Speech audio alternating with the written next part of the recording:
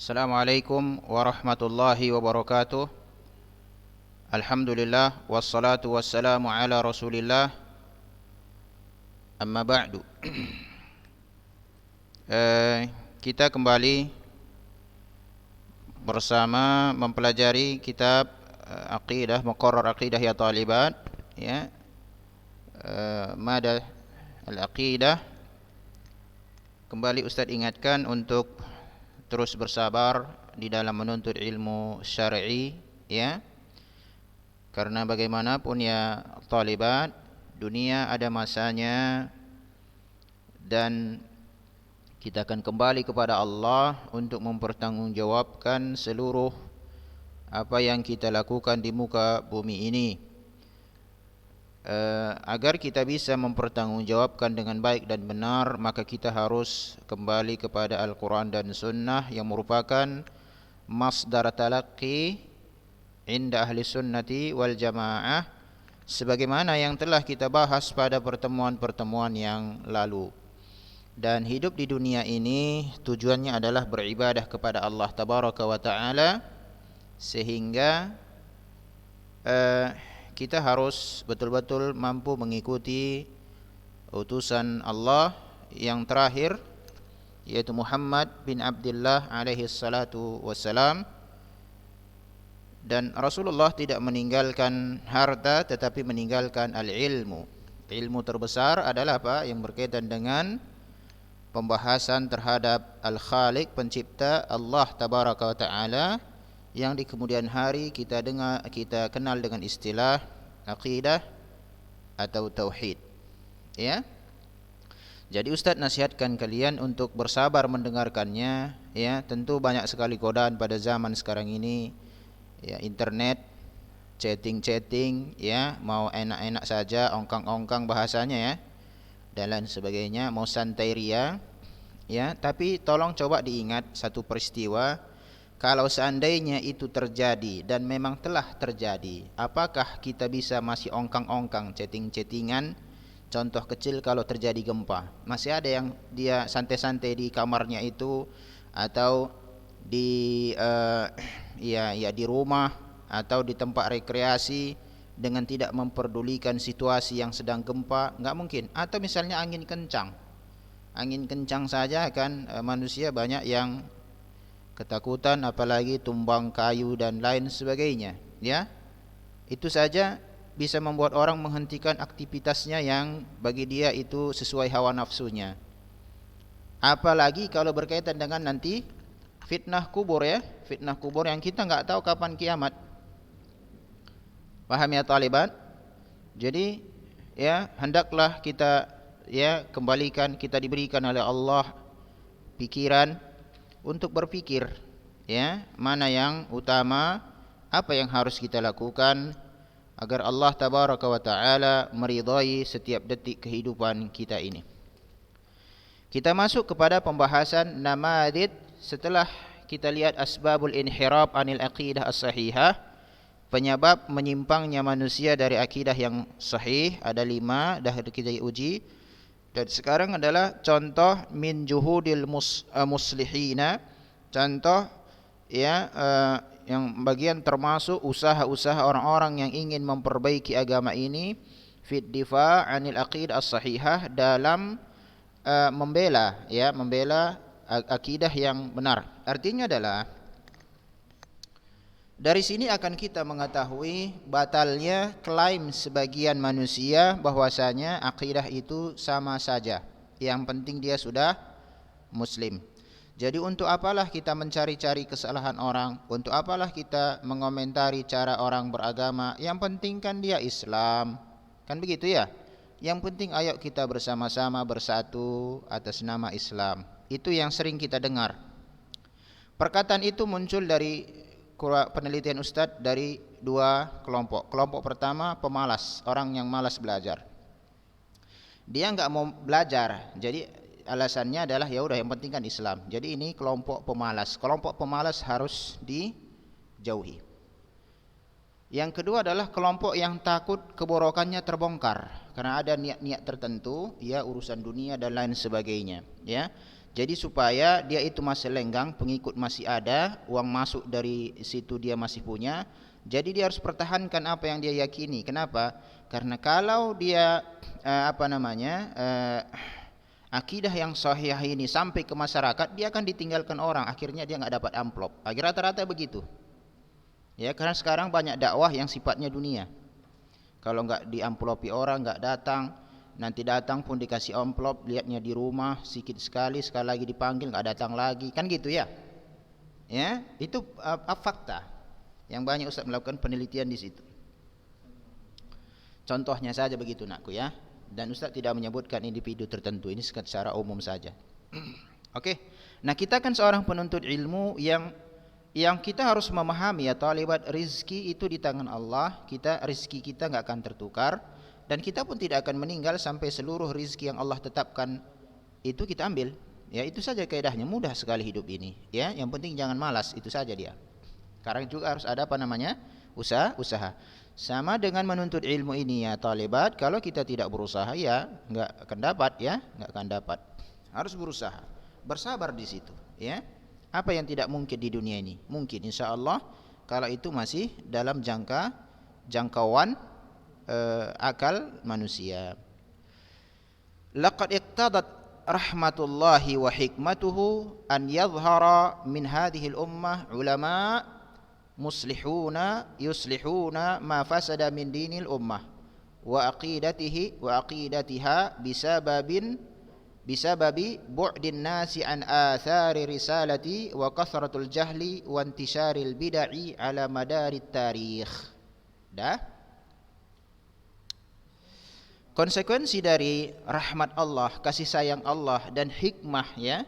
Hikmah Allah, kasih sayang berarti Allah itu sangat penyayang. Ya, sangat penyayang sekali kepada hamba-hambanya.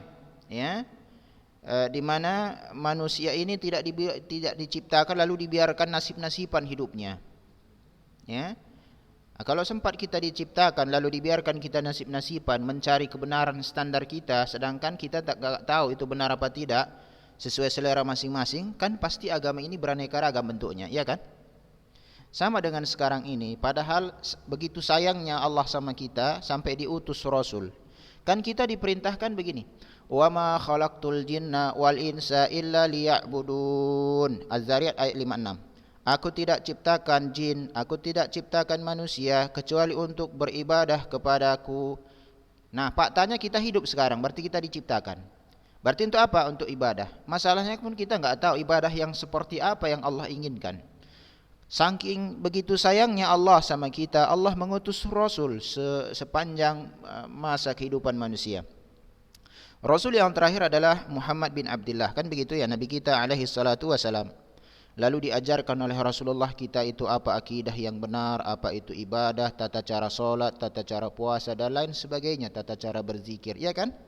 Artinya adalah barang inilah ibadah yang aku inginkan, tata caranya ini dia melalui Rasulku ini. Ikuti sajalah Rasulku ini, kalian pasti selamat. Begitulah Allah itu begitu sayangnya sama makhluk. Namun di kemudian hari banyak setan, ya, baik dari kalangan manusia ataupun jin.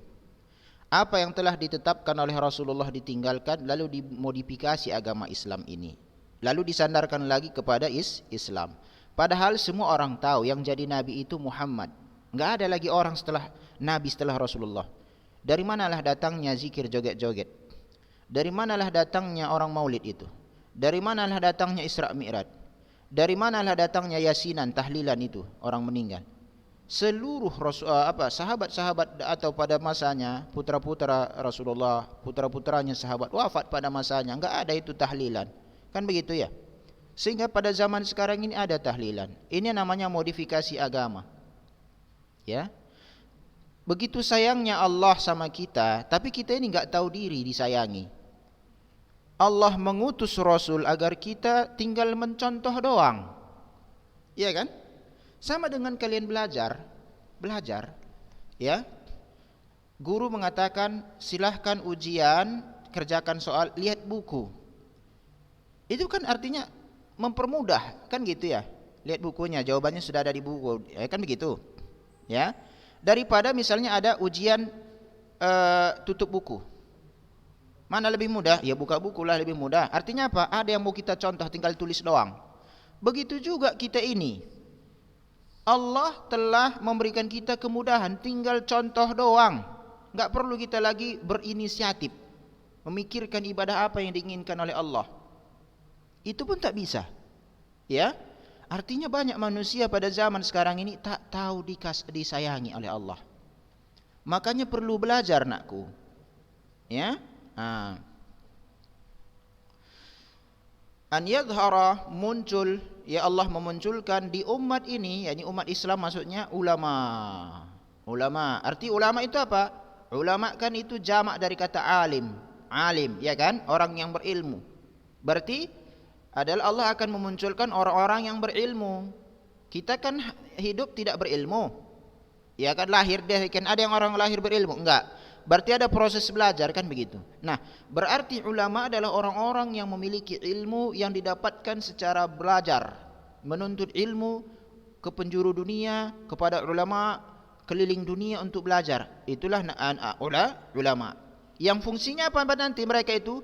Memperbaiki. Orang-orang yang memperbaiki, di mana mereka itu memperbaiki apa yang rusak dari agama umat ini, agama Islam. Berarti agama Islam ini akan dirusak, baik oleh orang yang mengaku muslim ataupun orang luar. Paham? Ya. Nah, mereka inilah yang memperbaikinya. Sudah? Sekarang begini logikanya. Kan di sini mengatakan di sini katakan bahwasanya Allah akan memunculkan di umat ini ulama yang akan memperbaiki agama umat ini yang rusak. Kan begitu. Pertanyaan kita, yang memunculkan Rasul siapa? Allah juga, kan begitu. Sudah? Yang memunculkan Rasul siapa? Allah juga, kan begitu. Artinya adalah aku utuslah Rasul supaya umatku ini tahu bagaimana beribadah. Sudah? Lalu Allah juga lah yang memunculkan ulama-ulama yang memperbaiki agama ini yang rusak setelah Rasulullah wafat. Yang memunculkan adalah Allah. Yang memunculkan adalah Allah. Yang dimunculkannya Rasul dan ulama. Pertanyaan kita, mungkinkah ya antara apa yang disampaikan oleh Rasul yang dimunculkan oleh Allah dan apa yang disampaikan oleh ulama yang dimunculkan oleh Allah berbeda? Tentunya tidak.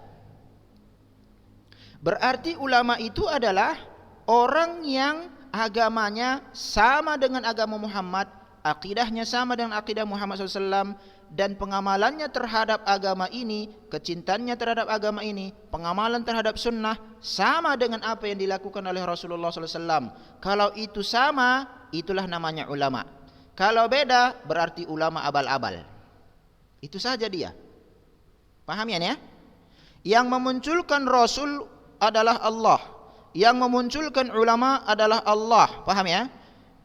Kalau sama-sama yang memunculkan adalah Khalik pencipta, ya, Rasul itu diutus agar manusia bisa beribadah, maka ulama itu juga dimunculkan oleh Allah agar manusia itu kembali kepada ulama, yang kembali kepada Rasulullah, yang dengan kembali kepada ajaran Rasulullah, agar mereka betul-betul bisa beribadah dengan baik dan benar sesuai dengan standar yang Allah inginkan. Paham? Sudah?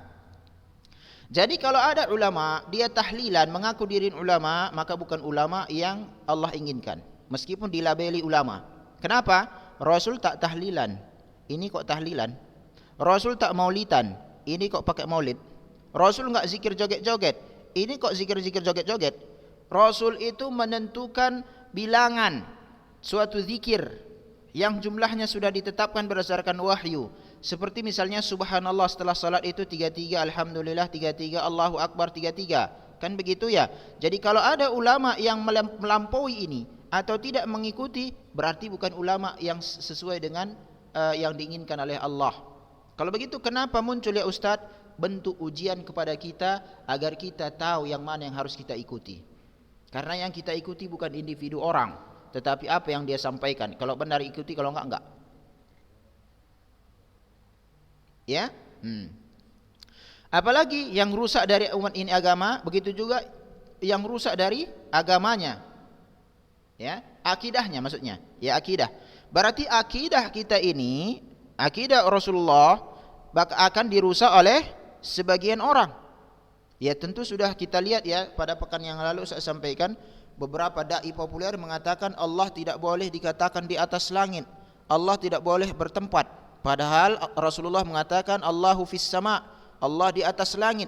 Mereka ingkari, mereka mengingkari para ulama, sedangkan di sini Allah yang memunculkan para ulama memperbaiki agamanya yang rusak. Berarti kalau ada ulama yang kerjanya merusak agama Islam atas nama Islam, maka mereka bukan ulama. Ya? Kenapa? Dikembalikan lagi kembali. Masdar talaqi inda ahli sunnah wal jamaah ini dia. Sumber pengambilan hukumnya Al-Quran dan Sunnah. Ya? Apa penyebabnya sehingga rusak agama dan akidah ini? Bu'din nas an athari risalah. Jauhnya manusia dari peninggalan-peninggalan kenabian. Pertanyaan Ustaz, apa yang ditinggalkan kenabian itu? Rumah mewah? Oh enggak. Batang kurma. Di sini pun tak ada kurma, yang ada sawit. Ya. Jadi apa? Al-Quran dan Sunnah. Dan itulah yang ditinggalkan sama kita. Yang kemudian peninggalan risalah ini tidak bisa dirubah-rubah manusia. Ya, Al-Quran dan Sunnah nggak bisa dirubah-rubah manusia, akan ketahuan langsung. Nah, ini yang pertama, jauh dari ya peninggalan-peninggalan kenabian. Sunnahnya kalau orang meninggal itu adalah hanya diziarahi, diberikan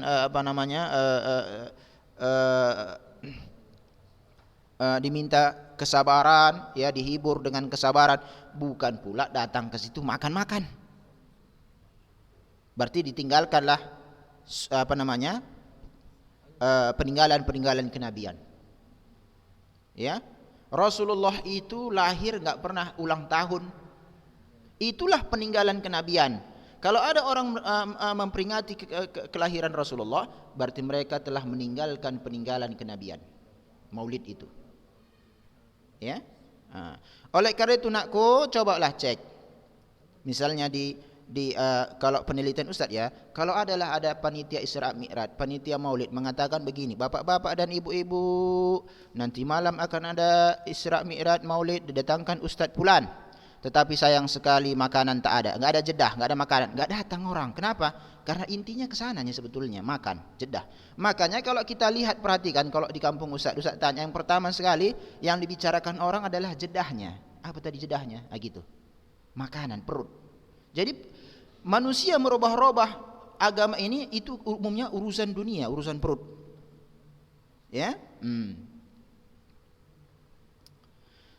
Apalagi wa kasratul jahli, banyaknya kebodohan. Itu enggak usah jauh-jauh lah. Coba tanya diri kalian. Coba tanya diri kalian sendiri. Apakah kalian semangat mempelajari agama ini? Buktinya enggak. Kenapa? View itu saya perhatikan. Berapa view yang menyaksikan muhadasah, view akidah ini dan lain sebagainya. Begitu juga pelajaran-pelajaran yang dilempar itu. Begitu juga di kelas. Enggak usah kita bicarakan orang lah. Diri sendiri saja gitu. Banyak kebodohan. Kenapa? Malas belajar. Belajar tak enak, anakku. Belajar itu tak enak. Yang enak apa? Makan. Itu enak. Yang enak apa? Tidur. Itu enak. Tidur kita itu akan ditanya oleh Allah. Makan kita itu akan ditanya oleh Allah. Artinya adalah umur ini akan ditanya oleh Allah. Waktu luang, waktu sehat akan dipertanggungjawabkan di sisi Allah. Hatta oksigen yang kita hirup akan dimintai pertanggungjawaban. Apakah dengan oksigen ini membuat kita takwa kepada Allah, mempelajari agama Allah, atau malah kita jatuh dalam hal-hal yang sesuai dengan hawa nafsu masing-masing? Tanya diri masing-masing. Obatnya kepada diri masing-masing. Kami atau para dai atau para ulama yang lain, dan kita bukan ulama ya, hanya sekedar dai, penuntut ilmu kecil ya, hanya sifatnya menyampaikan. Perubahan terhadap orang lain itu berada di tangan Allah, al-hidayah. Ya, ini yang kedua. banyaknya kebodohan. Kemudian apa? Intisarul bid'ah, tersebarnya bid'ah, tambahan dalam agama.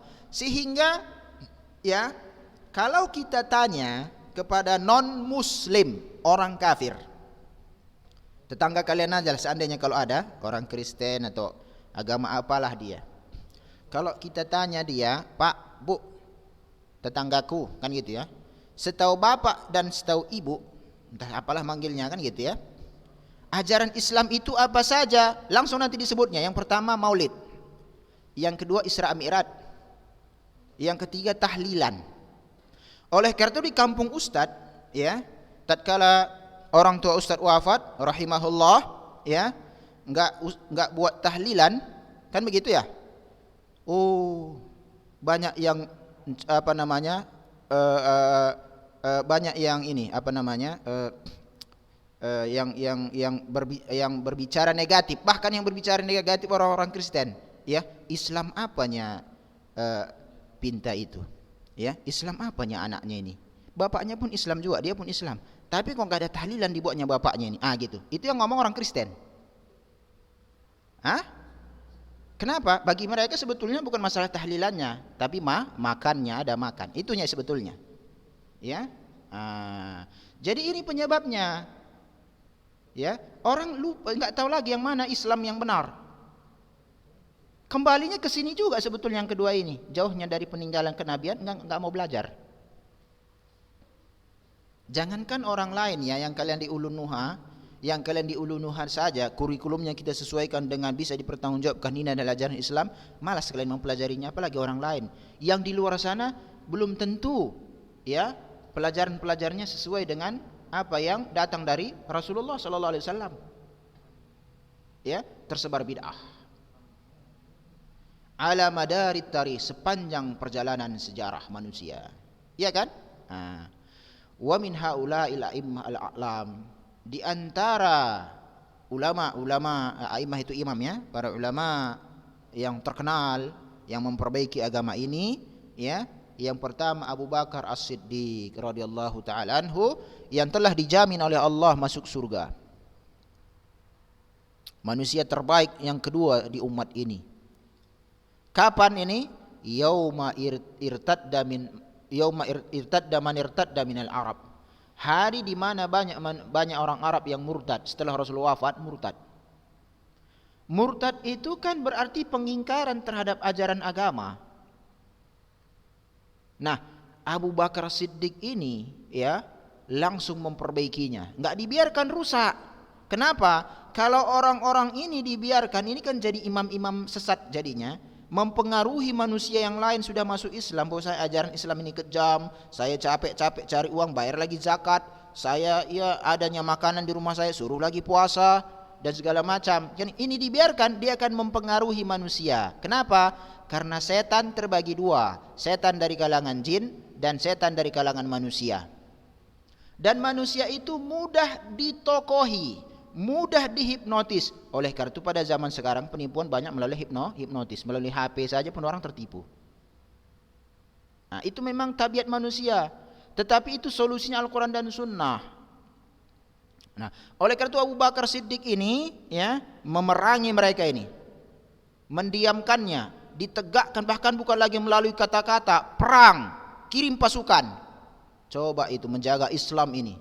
Zaman sekarang kita menyampaikan dengan mulut saja, orang mengatakan kita kasar, orang mengatakan kita memecah belah umat, orang mengatakan kita cari-cari kesalahan orang, seperti milik dia saja agama ini.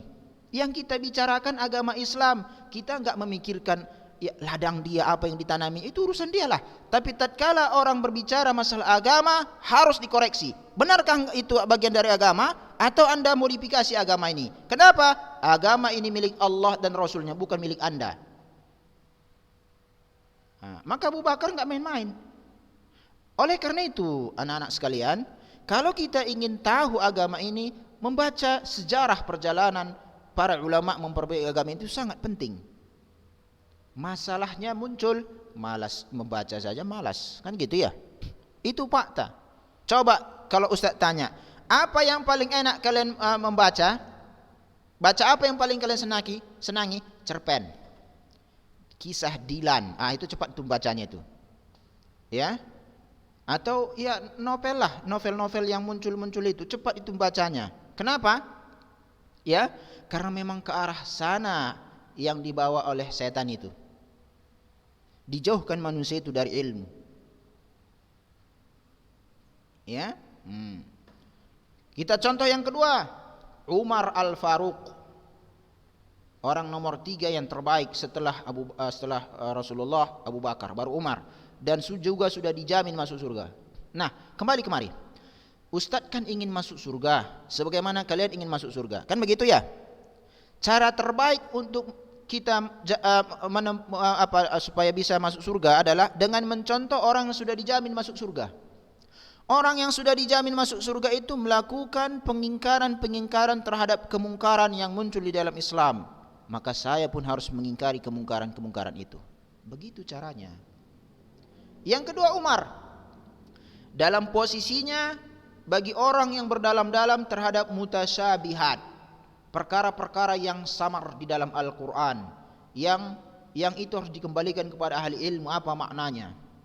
Ya, ini sebagaimana yang terjadi, ada catatan kaki ini, Sabigh bin Asal. Ya, dia itu mulai bertanya-tanya tentang ayat-ayat mutasyabihat. Padahal di dalam Islam ini yang perlu kita tanya itu adalah yang memang kita butuhkan. Bukan hanya sekadar bertanya atau menguji, ataupun yang enggak penting. Itu namanya menghabis-habisi waktu. Sabigh ini kerjanya tanya ayat-ayat mutasyabihat sampai kepada Umar. Waktu itu beliau radhiyallahu taala anhu sebagai khalifah dipanggil ke Madinah. Apa yang dilakukan Umar? Kepala Sabigh ini dipukuli pakai pelepah kurma, pelepah buah kurma itu sampai berdarah-darah. Sehingga Sabigh ini mengatakan, "Sudah ya Umar, kalau engkau ingin membunuhku, maka bunuhlah aku dengan cara yang baik. Janganlah engkau pukuli kepalaku ini, sudah berdarah-darah. Tetapi kalau engkau ingin melihat aku sudah taubat, seluruh subhat yang ada di otakku ini setelah keluar, di kepalaku ini sudah keluar karena engkau pukuli kepalaku ini, akhirnya subhat itu hilang. Setan tadi sudah pergi." Coba pada zaman sekarang ini, apa perlu semua orang yang menyimpang dari Islam dipukuli kepalanya? Kan enggak mungkin juga.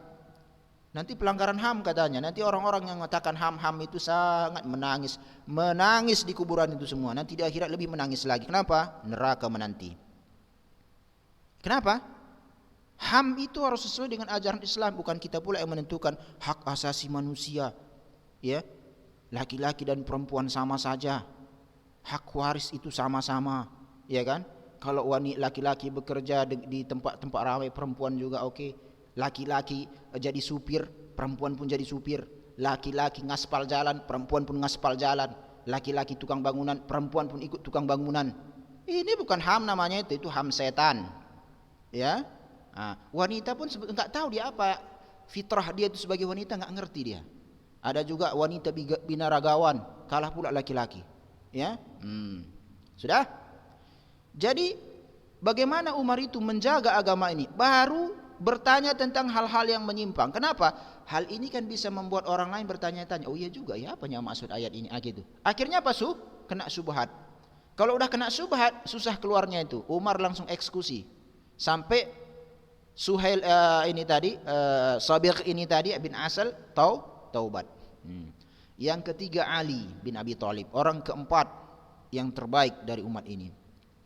Fi mauqifihi as-sarim, ya, dalam sikap mereka yang terhunus, sikap beliau itu yang terhunus, mimman ghala fihi, kepada orang-orang yang melampaui batas terhadap Ali. Lihat, Ali itu enggak mau orang lain melampaui batas sama dia. Beda dengan orang zaman sekarang ini.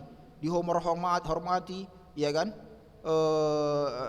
Cium tangan, ya. Pokoknya kalau dia harus dihormatilah. Penampilan para ulama, penampilan ulama, ya kan? Kemudian bayar upeti sama dia tuh, kan banyak sekarang orang ngaku-ngaku nabi, ngaku ini, begitu dimuliakan seakan-akan dia pula jadi nabi.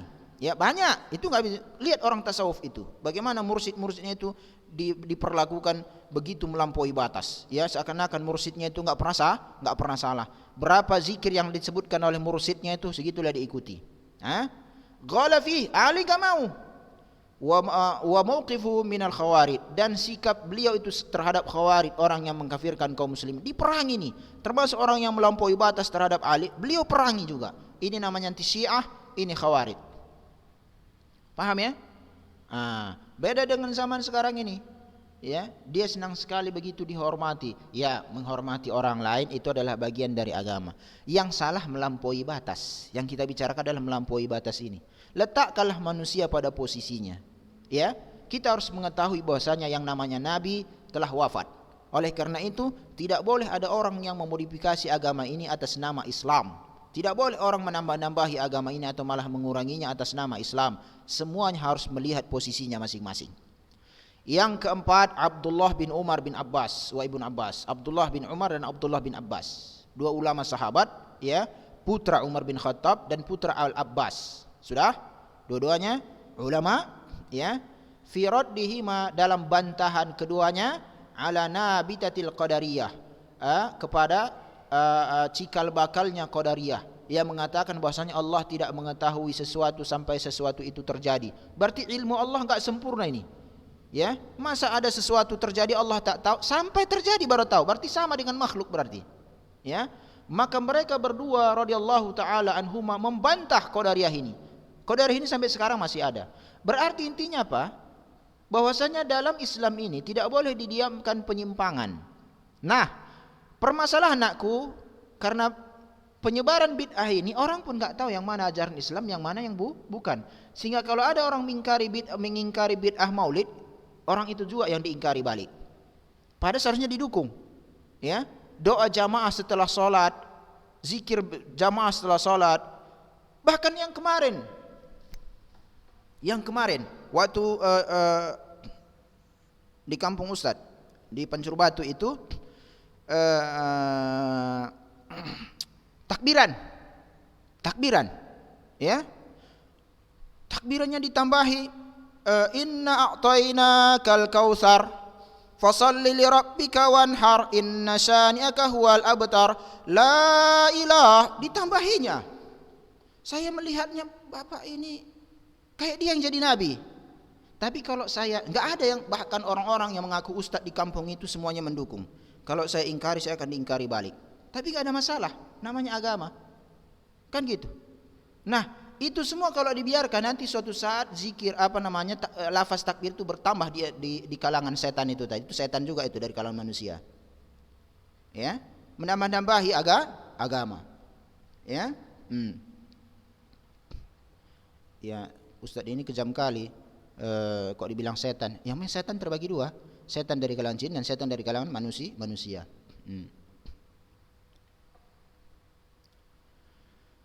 Sudah? Kemudian, sudah selesai waktu nakku, ya, sudah setengah jam rupanya. Insyaallah akan kita lanjutkan pada pertemuan kita berikutnya. Wassallallahu wasallam ala nabiyina Muhammad. Wallahu a'lam. Assalamualaikum warahmatullahi wabarakatuh.